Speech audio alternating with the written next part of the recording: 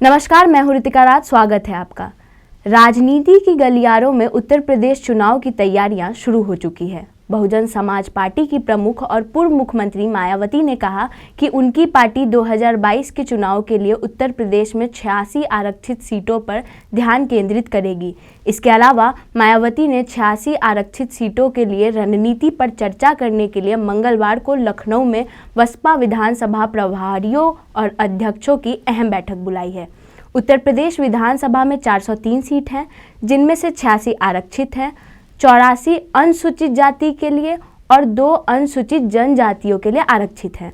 मायावती ने एक संवाददाता सम्मेलन को संबोधित करते हुए कहा, हमारी पार्टी में जिले से लेकर बूथ स्तर तक की समितियां हैं और हमारे लाखों पार्टी कार्यकर्ता मेरे निर्देश के अनुसार संपर्क के साथ काम कर रहे हैं।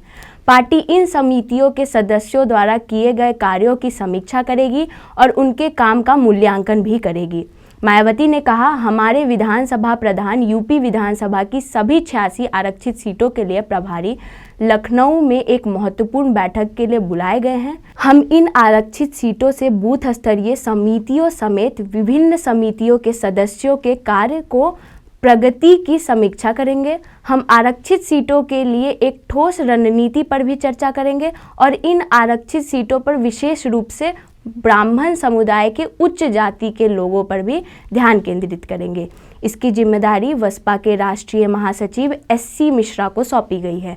मायावती ने कहा कि बसपा चुपचाप काम करने और कम बोलने में विश्वास रखती है, इसलिए हमारी पार्टी अन्य दलों की तरह घोषणा पत्र जारी नहीं करती और इसके बिना हमने राज्य में 4 बार सरकार बनाई है।